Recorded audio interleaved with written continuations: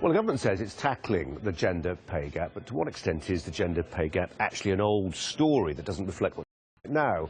That's certainly the view of Kate Andrews, who's a research fellow at the Adam Smith Institute, who joins us now. And we're going to be joined too, by Gilly Lord, who's a partner at the consultancy firm PricewaterhouseCoopers, PwC as is now. Gilly, welcome to both of you. Let's start actually, Gilly, with you. The government says we're going to try and be transparent, we're going to look at what sectors are doing. Will it work? Yeah, I think this is a really important move and it is going to make a difference. And the reason is I still have a lot of conversations with men who don't believe the gender pay gap exists. We need to measure it, we need to be honest about it, and that's what these new requirements are going to make us do. And we're going to eliminate a lot of ignorance about a gender pay gap that is actually there in reality. Oh. Kate, you think there is quite a lot of ignorance out there, and you've made it your business to sort of debunk what you consider to be some of the myths. And you think there is a gender pay gap. You think it's exactly the opposite of what Gilly thinks it is. Explain why. Well, I'd love for us to be honest about the gender pay gap. The problem is that these new regulations are going to take us so far away from the truth. They're appalling. My colleague Ben Southwood actually submitted to the consultation when they were looking at how they would get businesses to publish their gender pay gap. And while he said it would never be a perfect statistic, the two most important things to take into account were to compare jobs like for like and to compare hours worked. And the regulations today are so far away from that. They're asking companies to post the median and means of female and male employees. They're going to put these big numbers up on a website. They're going to be hugely manipulated. We will have no idea if they have compared like-for-like jobs. We have no idea if they're comparing people, maybe women who are working 100 hours a week and men who are working 20. It is so manipulative. It is pandering to a radical feminist movement that wanted government action. But this is not going to help anyone, and it's only going to further promote this idea to women that they are being victimized when actually the ages of 22 and 40 are earning on average more than their male counterparts. Gilly, are you a radical feminist? Well, some of my friends might call me that, but I'm not sure I am.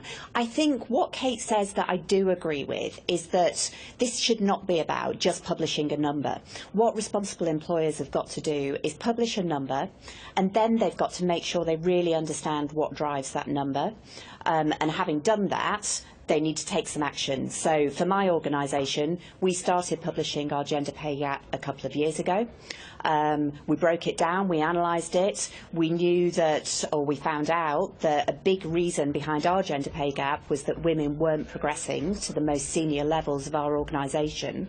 And what that has made us do is take some really specific actions to make sure that we're helping more women progress. All right.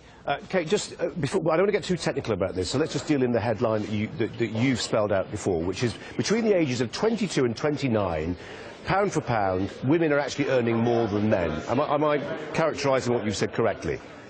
Yes, just a little bit they are. OK. So, Gilly, how do you answer that?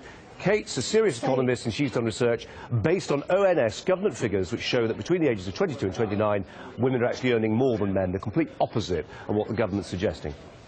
So the really important thing here, this is about individual women. So there will be women watching your programme today who know that they get paid less than the man in the office next door who's doing the same job. So this is about helping those individual women. And we don't do that by looking at national statistics. So what we need to do is go to individual organisations, and in each industry the situation's going to be different. So we go to individual organisations and we ask that organisation to measure its gender pay gap. Would that apply also to men, say, that 22 to 29-year-old bracket, who's earning less than a woman for doing exactly the same job? Absolutely it does. This is about workplace equality. And that's equality for everyone. Isn't it also about, Kate, denying employers the right to pay people what they think they're worth? Well, look, the real problem here is that when you have men and women who are complaining that they're not getting paid the equal amount to their other counterparts, we already have laws for that. We have equality laws for that. That's unjust. If women are getting paid less than men in their workplace, they need to take that to court. But the problem is that publishing these big statistics that compare a huge company to all the different jobs within it to one another is not helping anyone. It's not actually progressing women in the workplace. There isn't a gender gender pay gap as we usually think of it. It's not usually between men and women.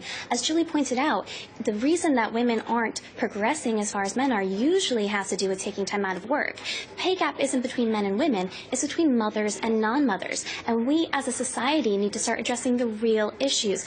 Are women getting the degrees that they need to get to move forward? Are they being encouraged to study more? Are men being encouraged to take more time off of work to stay home with the kids when the woman should actually be staying at work? These are harder questions, and they're questions that the government can't exactly combat, which is why we turn to government legislation and we say, oh, please make businesses publish these arbitrary figures. We'll feel better about it. It doesn't actually help women. Employers are not the problem. Employers, when given the opportunity, promote women faster, pay them more. They love having women on their boards and staff. The problem is that many women are making lifestyle choices that don't get them to that point. Julie, isn't the real pay gap actually a class-based one between people who go to university and those people who don't?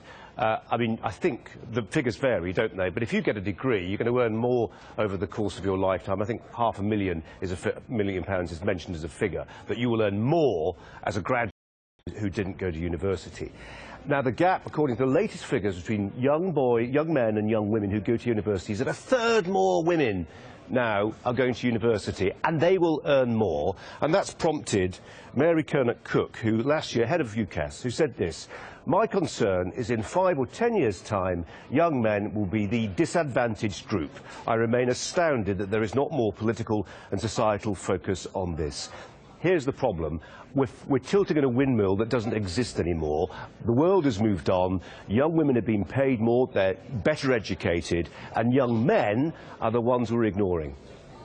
So, first of all, the windmill does exist. So, if you look at organisations that are currently disclosing their gender pay gap, you can clearly see it's in the public domain, the figures have been checked. There are organisations where men are earning more than women. So there is certainly a problem there to be addressed.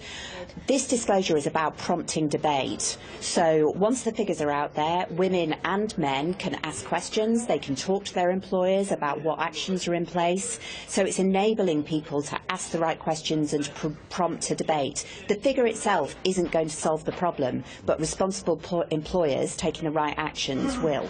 The figure itself is going to hurt the problem. The figure itself is going to make things worse because it's not going to be an accurate figure. Because we are going to have no idea when they publish the mean and median of male and female salaries, whether or not they've compared anything similar. We're going to have no idea if Sally in marketing is being paid equal, less, or more to Bob in marketing. We're not helping individuals. We're just perpetuating this myth that women are victims and employers hate women, and there's no evidence for this. Of course, there are instances of sexism in the workplace, and we need to address those. But these numbers are taking us in the wrong direction, and we're looking at the wrong things. But Kate, what do you do?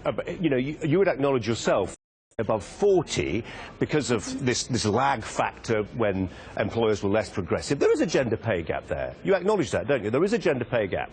There's a motherhood pay gap. There's a motherhood pay gap, and it's different. Explain.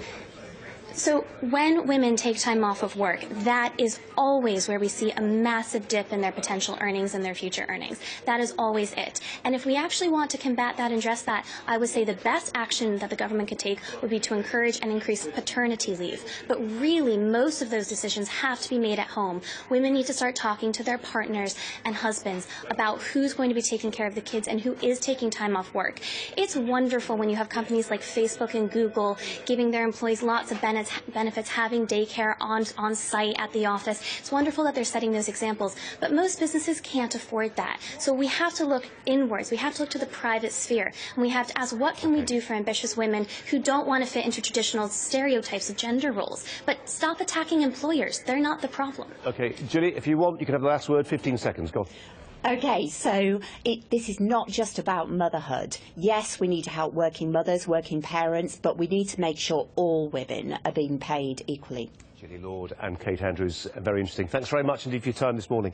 Let's bring you some latest pictures from Warrington this morning. This is Labour leader Jeremy Corbyn, MPs Andy Burnham and Steve Rotherham arriving at the Hillsborough inquest. The coroner, Sir John Goldring, is continuing to sum up the evidence into the deaths of 96 Liverpool fans.